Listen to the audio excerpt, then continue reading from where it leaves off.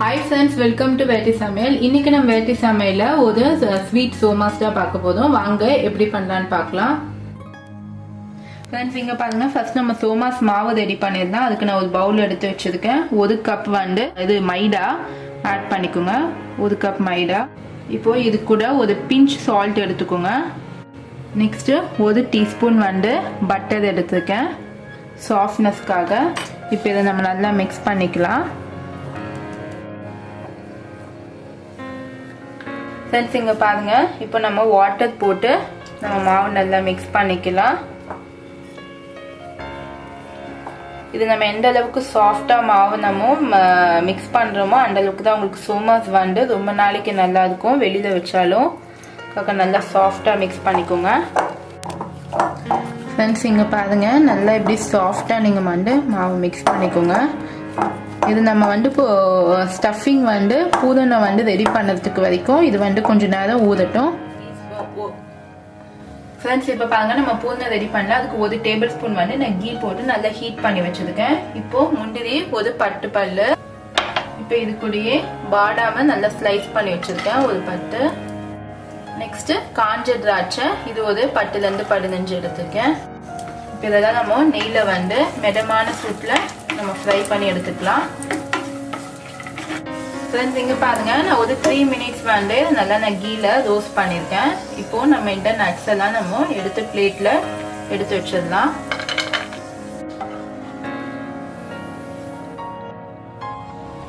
Friends, இங்க பாருங்க, நமக்கு ஆல்ரெடி நட்ஸ் வந்து நம்ம ரோஸ்ட் பண்ண அந்த கீயே இருக்கு.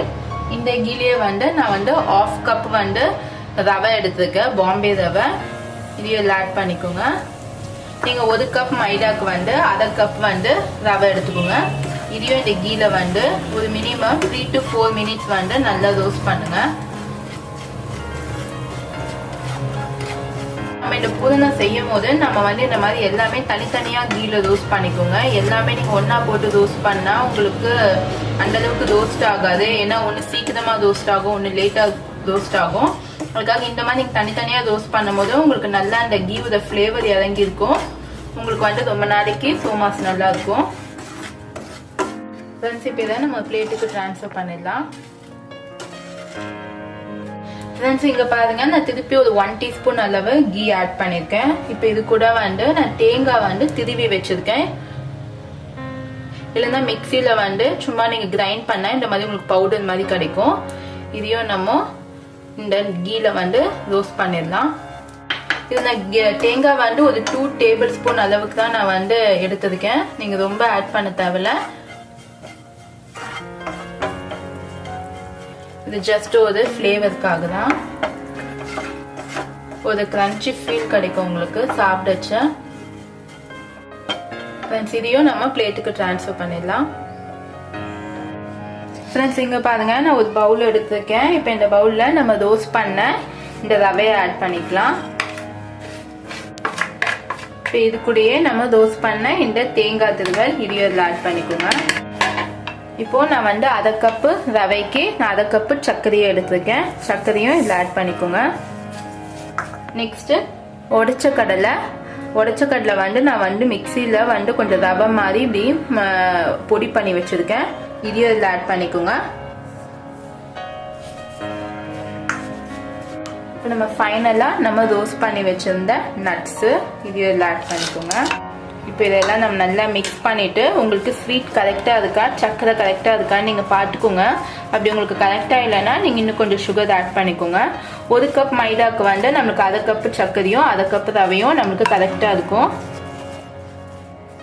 ஃப்ரெண்ட்ஸ், இங்க பாருங்க, நான் எல்லாமே வந்து உண்டை பண்ணி வச்சிருக்கேன். இப்போ வந்து நம்ம சோமாஸுக்கு ஷேப் தட்டிக்கலாம்.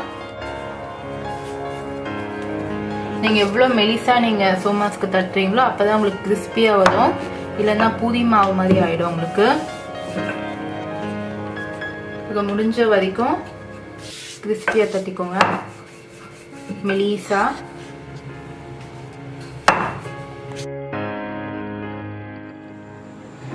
ஃப்ரெண்ட்ஸ், இங்க பாருங்க, நான் சோமாஸ்க்கு எல்லாமே தட்டி வச்சிருக்கேன். நல்லா முடிஞ்ச வரைக்கும் மெலிசா தட்டிக்கோங்க. ஃப்ரெண்ட்ஸ், இங்க பாருங்க, நான் வந்து சோமாஸ் அச்சு எடுத்துருக்கேன். இதுல ஃபுல்லா நீங்க ஆயில் இல்லைன்னா கீ வந்து அப்ளை பண்ணி வச்சிருங்க. இப்போ எடுத்து இப்படி கரெக்டாக வச்சுடுங்க இந்த ஷேப்பில் வச்சு இப்போ நம்ம பூர்ணம் வச்சிடலாம். ரொம்ப அதிகமாக வைக்க தேவையில்ல, நீங்கள் கொஞ்சமாக வச்சாதான் உங்களுக்கு வந்து அந்த பூர்ணம் வெளியில் வராமல் இருக்கும். இப்போ அப்படியே க்ளோஸ் பண்ணிடுங்க. லாக் பண்ணிட்டு இந்த சைட்ஸ் எல்லாம் எடுத்துடுங்க.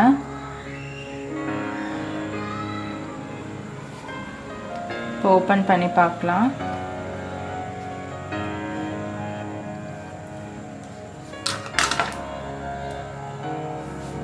நமக்கு இங்கே பாருங்க சோமாஸ் ஷேப் ரெடி ஆகிடுச்சு.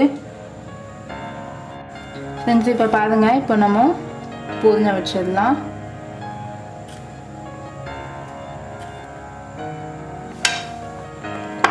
இப்போ இதை நம்ம க்ளோஸ் பண்ணிடலாம்.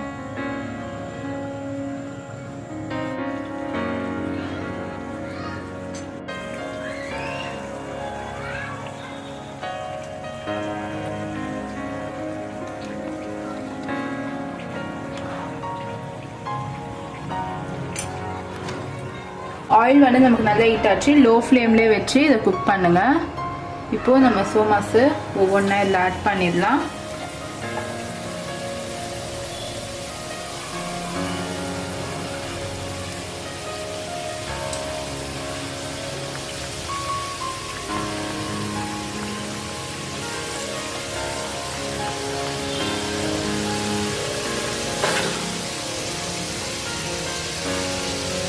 ஃப்ரெண்ட்ஸ் பொறுமையாக குக் பண்ணுங்க.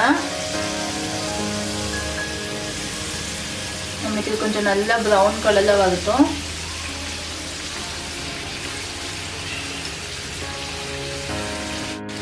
ஃப்ரெண்ட்ஸ் நம்மளுக்கு இது பூரி மாதிரி வரும், ஆனால் நம்மளுக்கு கொஞ்சம் நல்லா கிறிஸ்பியாக வரும், ஏன்னா நம்ம ரொம்ப மெலிசாக தட்டிருக்கிறதால.